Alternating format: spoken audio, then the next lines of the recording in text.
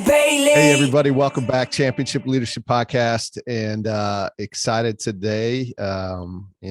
In a former life, Mark was from Canada, and Mark Lachance, now that he's in the U.S., as we just figured out, he's down located in I was going to say South Beach, but near South Beach, South Florida. So thanks for being here, Mark. Appreciate it. Thank you for having me, Nate. Absolutely. And if you could, hold up your book one more time. I know a lot of people just listen and maybe not necessarily watching this on YouTube. We've got a number of people there too. So he's got a recent bestseller, The Lucky Formula, that we're going to get into here. How to stack the odds in your favor and cash in on success, which who doesn't want to do that, man? Come on, for real. But before we dig into that, I do have a question I'd like to ask. Championship Leadership's the name of the podcast. So what comes to mind for you when you hear championship leadership? What does that mean to you? Well, I mean, championship leadership, how do you win? I'll put it in hockey terms, right? I'm a hockey fan. Maybe you are, you're in Minnesota, right? So yeah, not as you would think I am, but I'm not a huge hockey fan. You're killing me, Nate. You're in a hockey hotbed. Anyway, so championship, right. What comes to mind immediately, and I'll show you later. I have a replica of the Stanley Cup sitting right over there. And the championship for me has always been, winning the Stanley Cup. But if you want to put it in business terms, it's winning in your business. It's being an industry leader. It's winning that sale, a championship mindset. All of that, comes to mind. So that's how I want to live my life as a champion. And let's go. So you a Gretzky guy, or like who's one of your favorite all-time greats? Well, in my era, I think I'm a bit older than you, or maybe we're close to the same 46. Age. I'm 52, so I'm older than you. Yep. My era was always Gretzky, Mario Lemieux, Yager. I would say one of my favorites. Always my favorite player has been probably Mario. I mean, he had unbelievable talent and grit. So anyway, there you go. Yeah, I love it. I've always paid attention. I grew up in Wisconsin. Not a lot of, I don't know. Wisconsin it's weird. It's a huge hockey hotbed. Come on, the University of Wisconsin. But even where I grew up in northern Wisconsin, we didn't even have a hockey team until like after I graduated high school. So it wasn't as big for me because of that. But you come to Minnesota and it feels like it's bigger in Minnesota than Wisconsin. I think that's changed though too. I think it's pretty big in Wisconsin. But anyway, enough hockey talk. Let's get down to it. Why don't you tell us a little bit more about yourself and kind of the path that's brought you to where you are today, and what it is that you're up to. What is it that made you write the book and everything else that you got going on? Sure. So currently I'm the CEO of a company called Maxy Media Inc. So we're a digital marketing company. Say that again. What is it? Maxy Media Inc. Okay. And we're a digital marketing company. We performance-based digital marketing. So we drive traffic to whatever verticals that need our traffic or want our traffic. And so one of the key factors about our business, we were one of the first movers on TikTok. And really? Right now, currently, we're the number one spender on the platform in Canada, and that includes all the big banks, all the big tech companies.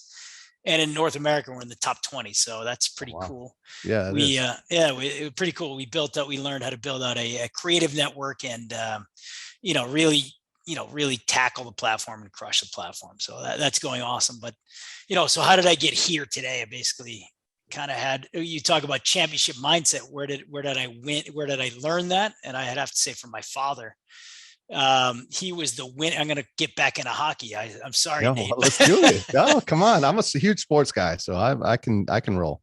Yeah. My father, and I think still today, he was the winningest hockey coach in Connecticut hockey history, and he may still have the record. I don't know. Oh, wow. And, so my two brothers played professional. One brother was drafted 4th overall by the New York Islanders, and he played for 13 years in the NHL. My other brother played about 10 years professional in Europe. What happened to you? Did the hockey gene get missed or what? You gotta read the book, man. I'm definitely gonna read the book. I gotta go right into how I'm the black sheep of the family. Leave me hanging. I like it. So I talk about that in the book, and I talk about a part, one sentence is, that left me the runt of the litter. But I guess what I miss in athletic ability, I gained in business ability. So, from graduating university in 92. So you graduated, I think you're 4 years, what are you, 6 years younger? I So graduated high school 94. Okay, there you go. So at that time, I don't know if you remember, but it was in 92, at least, it was tough to get a job coming out of school.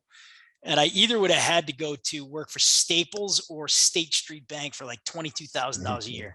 Yeah, exactly. Yeah. I didn't want to do either. Right. And at the time, my brother was being highly recruited by universities, NHL teams, and agents. And I'm like, I want to be in that game. Yeah. So I actually was a sports agent for about 7 years out of school. Oh, cool. So that was pretty cool. So I was traveling the world representing. I had, at the height of my practice, I had 7 guys in the NHL and 35 guys in the minor leagues working. Was your brother a client? One of my brothers was, not the other. Not the other. He's like, no, I'm gonna go with the agent that's established and knows what he's doing. Sorry, bro. Well, think about it. He was drafted 4th overall. So, yeah, exactly. I wasn't in the game yet. And I couldn't bring him over at any point in his career. I was like, anyway, what can you do? Right. But I learned a ton and got a ton of connections out of that, for sure. So I guess one of the learnings from that is you got to use every opportunity you have and every connection you can make, to further your own career. Right. So I had, I couldn't play the game, but guess what? I could, I knew how to talk, and I knew how to meet people, and I knew how to, be a connector. So, well, I'm sure you still played the game. No, I was decent. But compared, when you start comparing yourself to your brother that's 4th overall, I mean, that's a little unfair.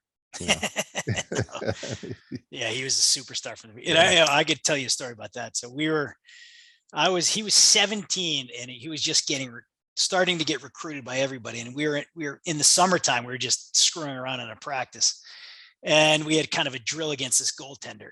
And I remember we were taking shots, and he would blow the puck by this goaltender. And this guy got pissed off, threw his stick, threw his helmet. I'm like, dude, you know who that is, right? I don't care. Right? I'm like, you know who that is? This kid's a stud. Like, don't feel too bad. Exactly. He's doing it to all the goalies.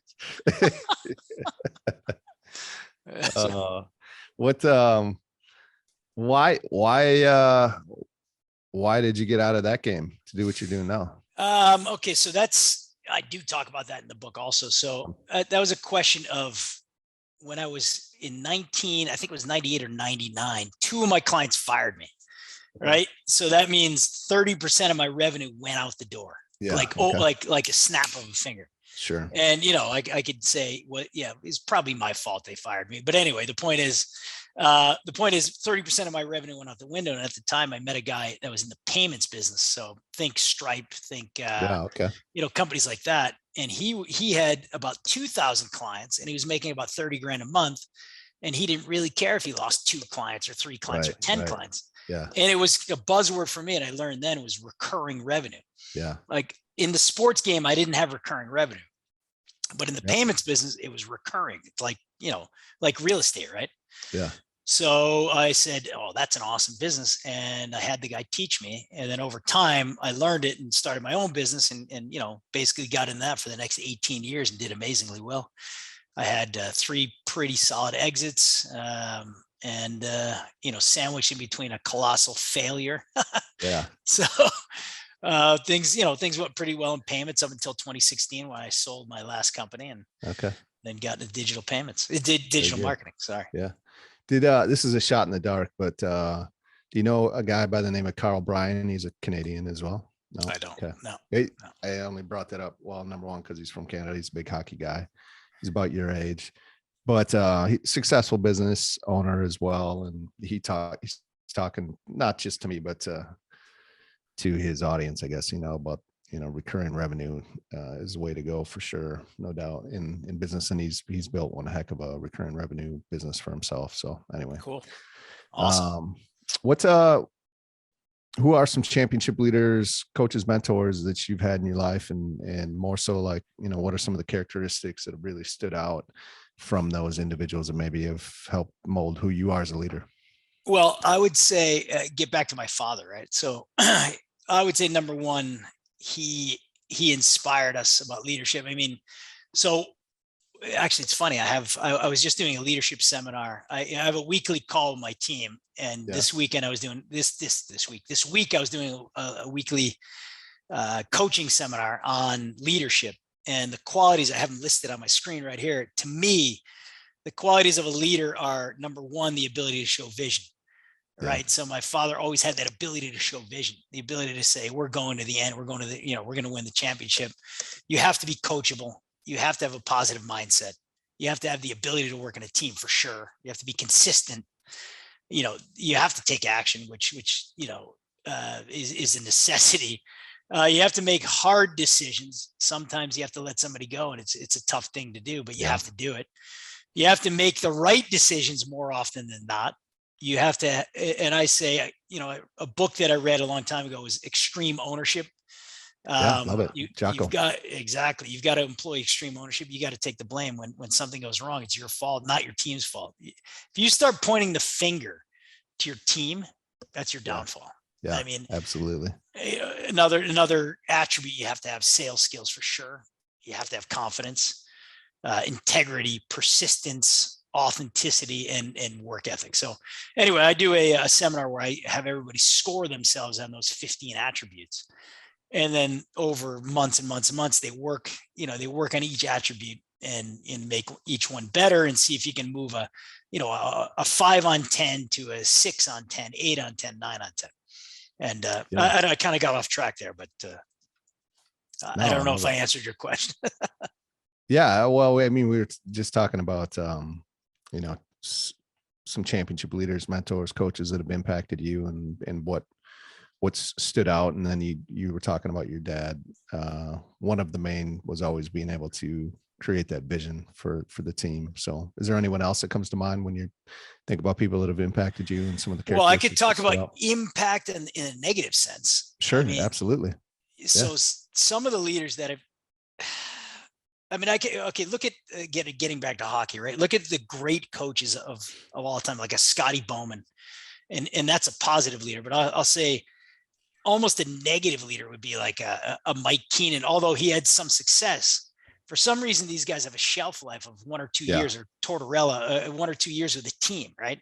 And why is that? It's because I don't think you're treating them like human beings. Beating them into the ground, right? Exactly. And I had a coach like that. I hated him. Yeah. I absolutely hated him. I don't want to give his name because he passed away, but I totally hated this guy. But the coaches that empower you, and it's funny, right? I played hockey my whole life, but the best coach I've ever had was this guy, Craig, who coached me in rugby. What a phenomenal, right? In rugby. And I only played a couple of years, but I'm like, that's the best coach I ever had. Yeah. Because he always empowered his players. He always spoke highly of his players. He always taught them and took action. And so those are the kind of coaches to me that are the best. I mean, you can look at, who comes to mind in football like that. While our guy in New England, who was one of my favorite teams, he's tough, but I think he's fair, right? You can be, if you're tough, but you're fair, and I'm tough on you because of these reasons, then I think you're going to be a phenomenal coach and well respected. Yeah. Now I referenced Belichick quite a bit, which actually really kind of comes into the next question. Because you've already touched on it. I think championship leaders have incredible vision. They just have this ability to see things that others in their industry or part of life don't have the vision for, or maybe they could see it, but they just don't have the courage to take action on it because it's fear. And I think like Belichick is one of those that he has to have that vision that, he's competing against the best in the world, and he continues to find a way to stay on top, right? He continues to find a way to continue to, change and roll with and stay ahead of the game, right? And so, so the question really is, what's the vision for you and what you're looking to do, and, what's that impact that you want to make because of it? Well, look, I kind of, to get back a little bit, why is he so good? There's an algorithm to success. I mean, outside of Tom Brady, of course, right? But there's always the question. I know that's a tough debate, right? For exactly. Yeah. But the question, I think there's an algorithm to success. And again, that, not to get back to my book, but it's about stacking the odds. Yeah. It's about, luck is not a fluke, it's a formula. So if you do this and this and this and this and this, and you stack success factors on top of each other, you're going to be successful. So for example, I come from a construction background. I used to work for my father in the summer times, and I hated every second of it in construction. But the point is, it taught me work ethic. So first pillar to success, are you going to work for it or not? I mean, how many kids or how many young people, not even young people, they're entitled, they want handouts. Well, sorry, you're not going to drive a Rolls Royce or a Porsche or whatever other car if you're asking for handouts, or you're a victim. Right. So the victim mentality is the worst thing ever. Mm-hmm. So whenever my kids, I have 2 young kids, whenever they start to dip into that victim mentality, I slap them right out of it. Not literally, figuratively get them right out of that mindset. That the victim mentality is the worst thing ever. And if you want to have success, you better get rid of that victim. Do you think Belichick is a victim ever? No. Exactly. That's the point. So he's always taking ownership out of everything he does. Even without, especially without Brady, right? I mean, that would be the prime time for some coaches to have that mentality. That's right. But definitely not Belichick for sure. And sometimes I think they literally need to have it slapped out of them, but that's probably another conversation too. Sure it is. I mean, today it feels, man, maybe that's it. It's just like such a victim mentality, and definitely on the news and the media and everything that we're getting fed. It's sickening. But I think, there's a large percentage of the population that doesn't see that and just buys into it. And it's awful. Well, what I say is if you have work ethic, and if you have the ability to, get out of bed every day and get fired up, I think today it's probably easier than ever to be successcill, because so many people separate yourself easily, right? Easily. How many people today what percentage watch the news and get negative quickly because of that? 98% of the population. Yeah. Or consistently reading, on their cell phone, reading Facebook or Instagram or whatever. And if you have the ability to shield all that out, look, I don't watch the news. I don't read the news. I know it's fake anyway. I'm in the media business. I understand. Right. I understand that I make the narrative. So, all I'm trying to do is get a click. So if that's what I'm doing, what do you think, CNN and Fox and all these guys, they're trying to get an eyeball. That's it. So, absolutely. Look, so my opinion is, you read the books that are on my bookshelf, and you stay focused on winning the championship. This is all about being a champion, right? So it's all about focus and learning the algorithm to life. So Belichick learned it for sure. A lot of Jerry Jones learned it. He's got the most. I was actually in Dallas 3 weeks ago at his restaurant, the Dallas Cowboy restaurant. Yeah. This guy's got the formula on how to make a successful sports franchise. Forget about success on the field. I'm talking about value. The team is the most valuable team in the world. $8 billion valuation. Yeah. Right. Because he learned the algorithm, or the formula, if you will, to success. So if you want to take the time and emulate what other people have done, then you can do it as well, in my opinion. Absolutely. Yeah. Yeah. I was, I had the opportunity to be, I don't know if the Cowboy Club, is that what you're talking about? Yeah. Yeah, I was there, and he happened to be there with Phil Knight, and I'm like, talk about star power, right? Of course we didn't bother him or anything, but it was interesting to be there, and just to be like, man, 2 of the most successful, powerful people in the world, really. And it was neat.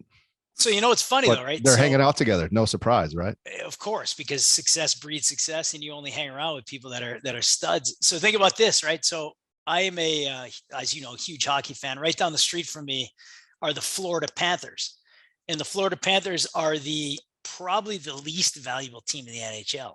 And if you compare to what the Dallas Cowboys have done versus what the Florida Panthers have done, it's night and day. Yeah. I mean, they don't have a restaurant. They don't have a narrative. They don't have a story. Like they don't have any of that compared to what Dallas has done. So, yeah, I mean, that's why are the Cowboys the most valuable team? Well, Jerry Jones understands how to be a champion, you yeah, know? absolutely. Right.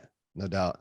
Well, let's switch conversation here just a little bit and maybe take you back to what I call like a critical moment. You know, obviously you made the decision that you had that has you where you are today, but had you decided differently, you'd be in a very different place in life. Because I think there's a lot of people going through those moments and they always want to know. Well, I think number one, they always want to know like what's going to happen before they make the choice, right? Which just isn't, you can't, it's not reality. But, hearing other stories gives people strength and hopefully a little courage to know how to choose in those moments. So is there a moment that comes to mind for you could share? Yeah, that's my biggest colossal failure of my life, which Let me guess, it's in the book. It's in the book. The book starts like that. But the story goes in 2006. Actually in 2001, I moved to Canada because I got equity in a company. I got a pretty good percentage of a company, and it was myself and the founder. And we built this to about 240 employees within 5 years. But in 5 years, I was like, listen, I had enough. You're a genius, but I can't take it anymore. Yeah. I got to do my own thing. And then, so I sold my shares for a pretty penny. It was a lot of money at the time. And then I took the millions that I had made in that deal and rolled it into one deal in 2006. End of 2006, 2007. You remember, Nate, you're old enough to remember what happened in real estate at that time. Yep. So I happened to roll everything I had. I basically put it all on red on a real estate project in northern Quebec. And at the time, the British, the people from the UK were rolling in. I mean, the currency was 2-1, so they were basically getting land at half price. Wow. The Canadian dream, blah blah blah. And then you remember what happened in 2008 or 2007, 2008 crash. So basically, my investment went into the toilet, and I was left depression, anxiety. It was so close to bankruptcy; it was ridiculous. And that was kind of a defining moment in my life. And I look back at why it happened. It happened because I'm going to say it, I'm going to be blunt, I was actually an idiot, and I made a lot of bad decisions, and didn't read the tea leaves or the red flags that came up. And it was my fault. So but I got to say that out of every crushing defeat should come positives out of that. So yeah absolutely. I appreciate that. So how did you get out of that? What choices did you make to crawl out? Well, after 6 months of crawled up on my couch like a little crybaby, I can use other words I won't.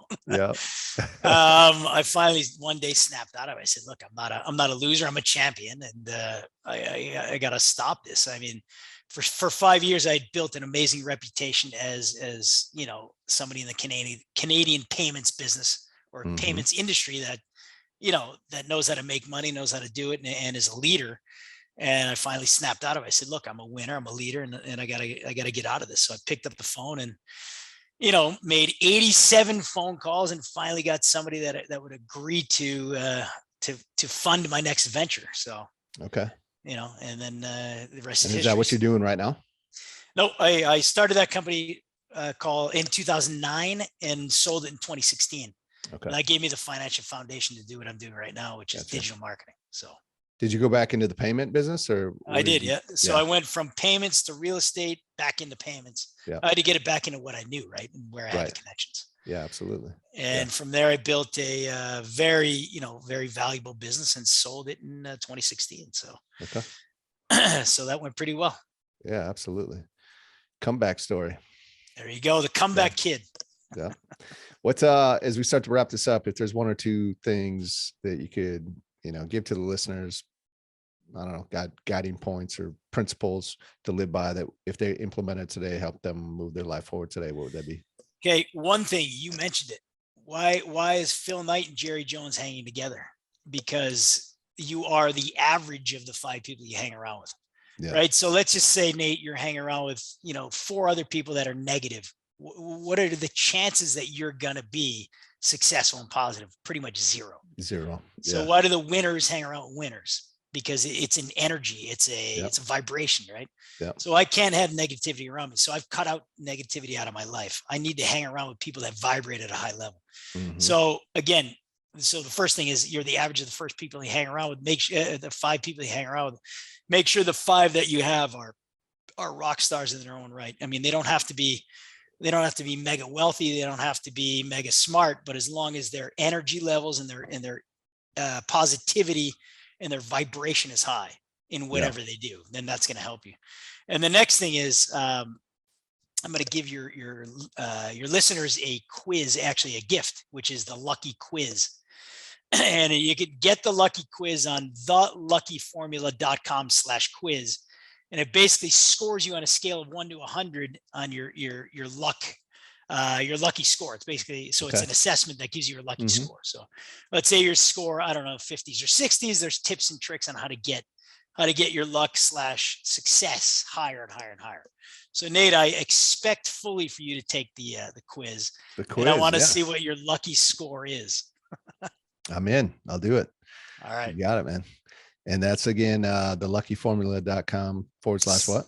Quiz. All right. Yeah, we'll get that linked up too, for sure. So obviously that's where we could get the book as well, theluckyformula.com. Yep, you can. And then any other ways we can follow you and what you're up to? Yeah, you can follow me on Instagram. I mean, I used to be a lot more active, but running a social media company, you quickly realize that you could fall down the rabbit hole of time wasted all the time. But anyway, my Instagram is Mr. Lucky Official. So at Mr. Lucky Official, MISTER Lucky Official. Got it. Beautiful. I appreciate the time today, Mark. Thank you so much. It's been a good, great conversation. So thank you.